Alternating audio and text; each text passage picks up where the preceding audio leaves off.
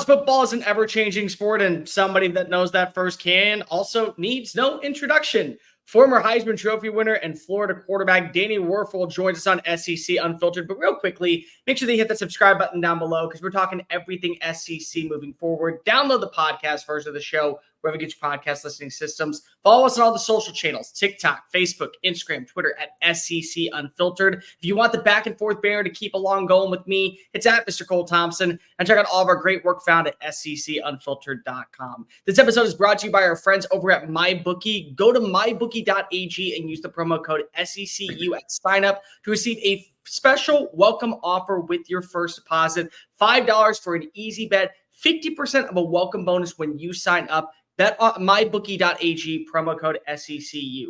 So, Danny, I got to just say congratulations. We're going on 20 years of the All-State Wuerffel Trophy. Just can you talk about how that idea started, what it meant for you to be able to come up with something that was delivered to quarterbacks, and how special it is that we're now going on 2 decades of what this award has meant to the game of college football? Yeah. Well, thanks. So, about 20 years ago, a group of men that were part of a award association in Florida came to me and said, "Hey, we want to create another college football award." And I was honored, but I honestly thought the last thing the world needs is another college football award. There's plenty.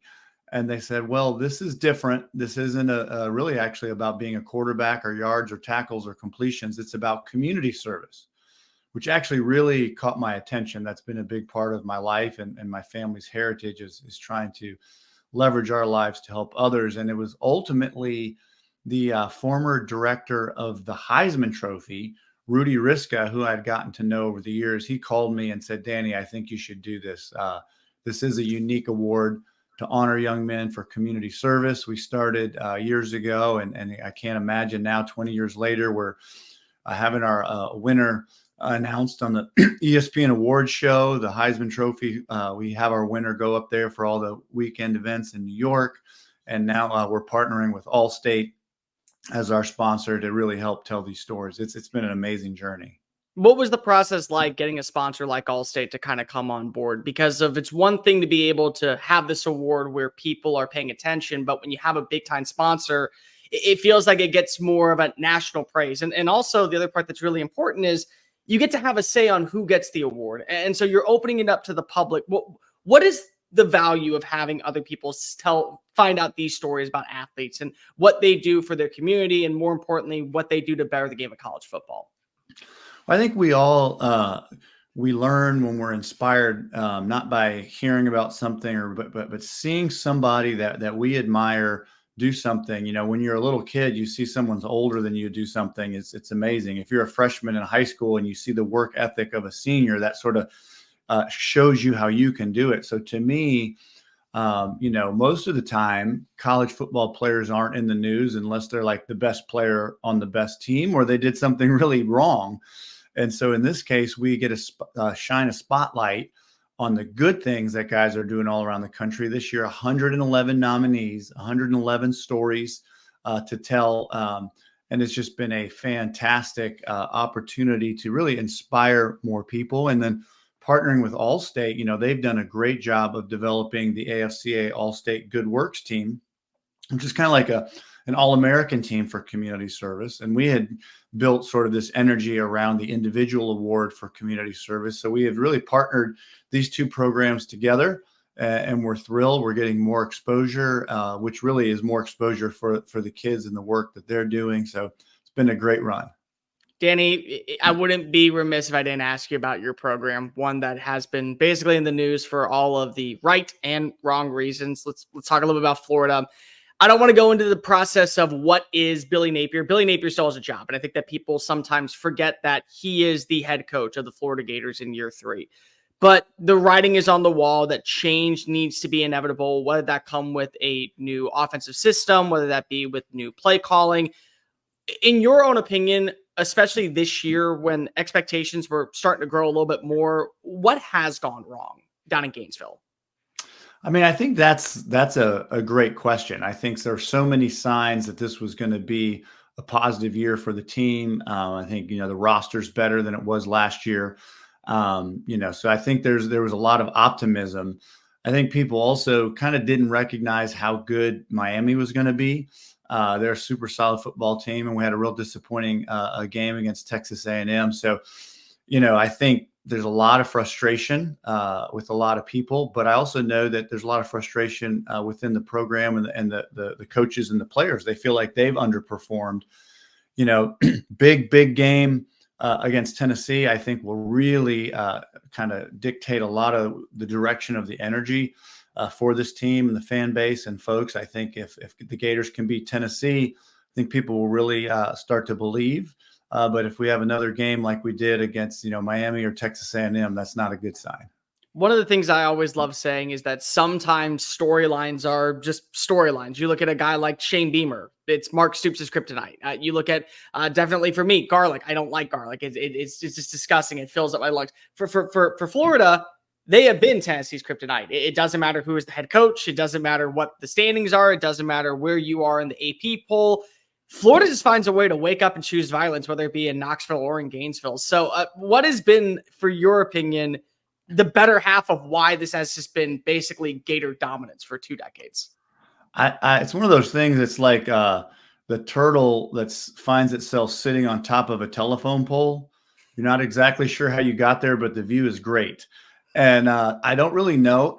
I know we had a lot of great battles with great Tennessee football teams and Peyton Manning, and somehow we came up on top. And it seems like in life you always have your nemesis that sort of you stumble against, but fortunately, in this case, we've been their nemesis, and it's a lot of weird things have happened along the way to really have a very unbalanced win ratio for Florida. So we're kind of hoping those same football gods show up this week in Tennessee. Although, typically when someone's defense is as good as Tennessee and if someone's defensive line is as good as Tennessee, those are not great signs, but you never know. When you look at Florida right now, it does feel like that there has been 1 step forward, 2 steps back kind of mantra, whether it was the Jim McElwain era, whether it was the Dan Mullen era, the Will Muschamp era. It's really been kind of one of those moments where you haven't been able to get back to pre-Urban times, where you want him around for probably the next 2 decades. You thought that no one's complaining about 2 national championships, but there's a certain aura about a team like Florida. What's been the reasoning that you think that the two sides haven't been able to mesh, whether it be recruiting, whether it be the transfer portal changing times, NIL? There's so many different facets, but it does feel like Florida, you see that 1 step of positive light in the proper direction, and then we're right back at square one 2 years later. Yeah, I mean, I think at this point it's really hard to build that kind of preeminent program. And kind of you look around the country and you see someone like Georgia and what they've done. And you're like, why aren't we them? Or you look at Alabama, but there's a lot of schools that are also aspiring there, like Florida, that haven't gotten there. And I think you got to make the best choices you can along the way. And I really like the hires that we've made that just didn't always work out. I think kind of part of the biggest challenge that Florida faces right now is Steve Spurrier and Urban Meyer were so successful that the expectations are just really high. And I thought Coach Napier was a great hire, and at the time especially. And you gotta put your effort behind who you got and ride it out. And we're kind of at a critical juncture right now where we're going to find out if he's going to be the future for the program or if it's going to need to go in a different direction. But I'll also say, if you look at the Napier era, a lot of people focus on the offense, but I think it's really fair to say that the struggles the defense has had for the last 3 years has really been a bigger problem. And as the defense has done well, we've won some big games, and they really showed up to play, surprised everybody against UCF. So hopefully that defense will be solid against Tennessee and going forward. There's always going to be that middle ground. But for me, when I think of Florida, the way that I've just tried to describe it for years is unrepentant confidence. There's just an aura about them to where they come out and they let you know how good of a program we are. And that's when they've dominated. And there's certain narratives that in college football, I think they're never going to go away. Auburn for me is the toughest job in the sport because of you're going up against Alabama and Georgia in recruiting, and every single year you have to play them. But boosters expect you to be that 10-2, that college football playoff team. For Florida, that unheralded confidence of we know how good we are. We know that we can deliver that punch, and you're just going to have to sit there and kind of take it. That's when I think of Florida at its peak. Is there a way for Florida right now to get back to that, at least for 2024? Yeah, well, we've got a grind coming up. Everybody knows the schedule is arguably one of the toughest ever. We're going into a rough stretch here. So, I think, the reality in this sport is you can talk about everything you want and all the different angles. But at the end of the day, it's about wins and losses. And you string a few wins together, all the narratives change. You throw a few L's together and the narratives gain momentum in the other direction. And so I think that's really where we are. There's been a lot of talk, a lot of thoughts, all these things, but Florida has to win games, and they've got some tough ones coming up. And if they can win those, I think you'll start hearing some other narratives, and maybe by the end of the year, we'll be saying, yeah, man, that idea that you just described is kind of back with Florida. And if it's not, they'll probably be back into a transition period trying to get there. I think at the same time, when the state of Florida is great at football, Florida State, Miami, even UCF now being at the P4 level with Florida, it's good for the sport. It's fantastic for the sport, and that's what really stands out. What's really fantastic about a team like Florida right now is the fact that they were able to keep hold of DJ Lagway. And Lagway, in a very limited role, has shown you what the glimpses that stood out when he was in high school as a 5-star coming out of Willis, Texas. Just your overall thoughts from a quarterback to quarterback, when you look at his game, when you look at how he's translated from the high school level to the college level, what's really stood out so far? Well, I think, he's an electric athlete with a great arm. So that, like, right out the gate, you notice that. But I'll say there's lots of great young men that are great athletes that can just throw the heck out of the football. But if you look at sort of his attention to detail in terms of as a quarterback, reading the field, getting through his progressions, I think it's really high level for a true freshman. But the other thing that you just don't notice, but to me matters a lot, is, I've gotten to know his father and him. I've gotten to know them a little bit, and who they are as people, their character, what they value. They're not just chasing money. They want to be a part of something important. They value culture and integrity and character. And so I think that those are the things that sort of keep you grounded so you can fly with all these other skills. And so I think there's a very bright future for DJ Lagway. He's done really well as promised when a lot of guys that are high level don't deliver as promised. And I think him playing early is going to really help his development. We got to keep him at Florida, and we'll have a really bright future. I think the other thing that's really beneficial is his confidence gets to stay high because of what you have in Graham Mertz. And bear with me for a minute, Danny. I try to explain this to people, and they don't seem to follow along. Okay. But I say that Graham Mertz is mashed potatoes. And the reason I say Graham Mertz is mashed potatoes is it's a perfect side dish that nobody's going to complain about if it's on their plate.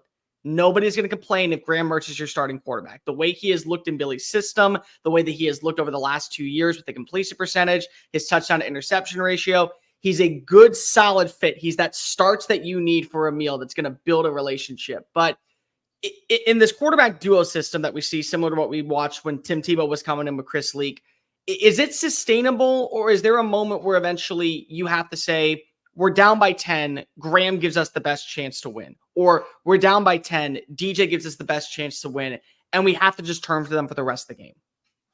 I think so. I'm a strategic thinker, but at the end of the day, I also want to be very tactical in the moment. I think Coach Napier is a highly strategic planner, and he wants to have the strategy, and he really, really sticks with his strategy. That's one of his strengths. I think, though, there probably will come a time, could be in the game against Tennessee. They do really well on defense, and maybe we got to hit some downfield shots to stay in there. And DJ has shown to be better at that this year. So I do think at some point it will make some sense, or the game could dictate. But so far, Coach Napier has really shown to be very, very strategic and staying with his strategy. And so we'll have to see. When you look at currently the status of college football with NIL and the fact that Gatorade has now come back to Gainesville because of DJ, because of that relationship, how strong it is, I do wonder, in your opinion, are we coming to a point to where these high-profile figures, such as a Lagway, such as a Napier, when those relationships are so strong, does that have to be in consideration for the Board of Regents, for the boosters, for the athletic director when it comes to making critical decisions in the offseason about what direction do we go? Because the last thing you want to afford is losing a player that brings in such prominence and pedigree in this new era of NIL, where it does have a major say in the sport. Yeah, I mean, I think when there's transition, you need to do your best as a program to inspire people that what's going to happen, there's hope that it's going to be great. And so I think that's key at any institution where you're going through transition. But you also have to realize there's only so much you can do. You never know what relationships kids have with other coaches that recruited them, other deals that are coming their way. There certainly isn't sort of this, I compare kind of the prototypical young person now who's just sort of looking for the best chance to play, the most amount of money, and the best route to the NFL, which I understand. That would make sense. But like loyalty to a school isn't like high on that list. Where I compare that to sort of like a relic from the old days would be Chris Doering, receiver from Florida who grew up in Gainesville, bleeds orange and blue, went to the games, walked on, loves Florida, earned a scholarship, and ended as arguably one of the best receivers in the SEC history, and just lives there now and is just a Gator through and through. And so, those days are kind of past. And so I do think you have to pitch the young kids on why this opportunity coming up is a great opportunity for them. So actually, that leads to my next question with Chris Doering. Your relationship with him has just been so well documented. You got the catch at Kentucky. Naturally, I still say Wuerffel made the throw, Doering made the catch. I mean, it sounds better on paper, but still, you're the one on top. This is a 5'0" kid that comes on in, bleeds the orange and blue, walks on, loves everything about Florida. And there are kids out there that exist, but there is a rule that's going on in Congress right now to potentially take away the walk-on. And for somebody that got to see one of the best wide receivers in SEC football history on your side become a walk-on, why is that rule so influential on the status of college football moving forward? Yeah, I mean, I think that's just Chris is a great example. There's been multiple other people that went in that way. Honestly, I don't know with the whole structure changing. There's some players now that aren't even on scholarship, but are getting paid enough money to pay for it. So I don't know if they're considered a walk-on or not in this day and age. So I think it's a really bizarre scenario. I particularly really don't like that you have the open transfer portal along with kind of NIL that's not even managed through the schools. It's a very weird way to run a program, to develop young people, to do the things that intercollegiate sports started simply because they wanted to teach young people, and men in particular, lessons they couldn't learn in the classroom so they could be better citizens. So we've kind of gotten a long way from that, but hopefully there'll be some more structure around it. I do anticipate it being a little more managed like a professional in the future. The schools should have more of the control, and there needs to be some sort of contracts as well, and transparency and all those things. So I think we'll get there. It's just, it's a wonky ride right now. Danny, I won't keep you much longer, but you played for HBC. Steve Spurrier is a character in himself. I can't imagine what he would be like today on social media. Just him on Twitter would probably be a top 5 follow and the most followed person in all of college football. But you start hearing the comparisons of Lane Kiffin, kind of emulating that type of role for the new modern age. Kalen DeBoer comes on into Alabama to replace Nick Saban, gets a marquee win over Georgia. Georgia still has struggles with Alabama. It's their kryptonite. And then you start hearing people say, well, Lane Kiffin's the next Steve Spurrier. Like Lane Kiffin, the aura, the energy, that's the next Steve Spurrier. And then the same thing's going for Kalen DeBoer. He's just going to be like Nick. You lose Louisiana Monroe, it'll be fine. And internally, I kind of feel like that's an insult to them because of what they did for the game of football. And as somebody that got to play underneath Steve Spurrier, what is your overall thoughts when someone says, oh, he's the next Steve? And it's like, no, there is one head ball coach, and we're not even going to try to emulate that aura again. Yeah, I mean, Spurrier is unique. Anybody that was around during his era knows how amazing he was as a quarterback, offensive, and head coach.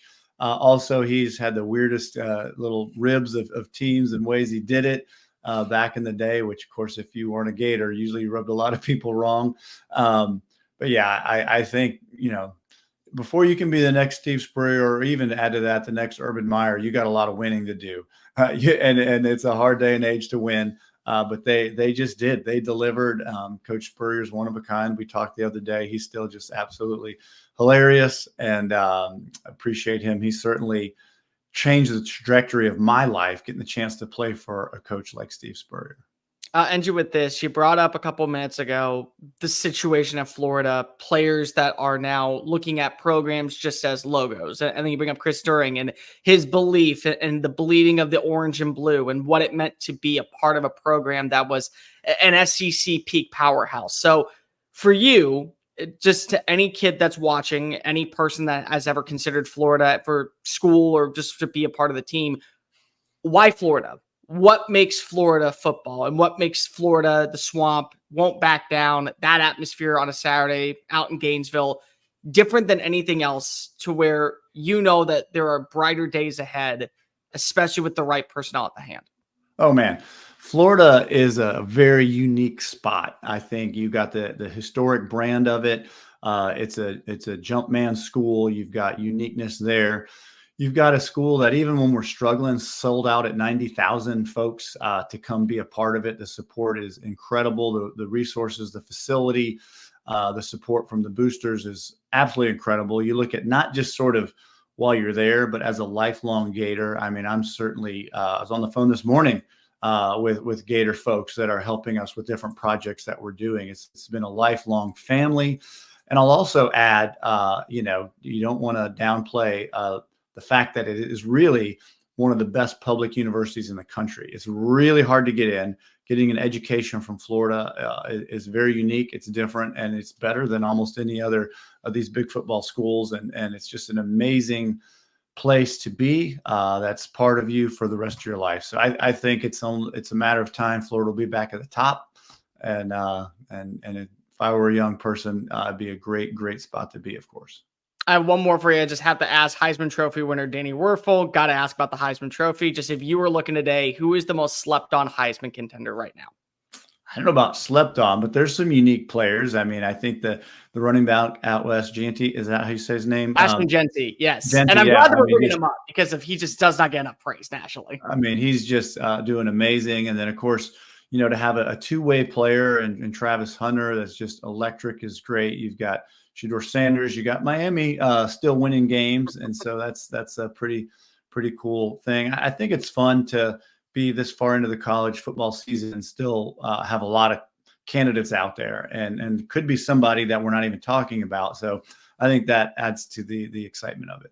A lot of candidates for the Heisman, a lot of candidates being named for the Florida job, but still Billy Napier might be the favorite to keep holding on. He's Danny Wuerffel. I'm Cole Thompson. Thank you so much for joining us on SEC Unfiltered. Like, rate, review, subscribe. Make sure that you hit the subscribe button down below. That way you're not missing any live interviews, any post-game reactions, Sunday Fun Day, recap of games. We're going to be breaking down every single game moving forward into Week 7 and beyond. Make sure that also you download the podcast version of the show. Follow us on the social channels, TikTok, Facebook, Instagram, Twitter at SEC Unfiltered. You want the back and forth banner to go along with me. It's at Mr. Cole Thompson. Please make sure that also you check out the WuerffelTrophy.org Foundation to find out more information on the All-State Wuerffel Trophy. 20 years in the making. Great work by Danny and his crew and his organization to be able to provide these stories.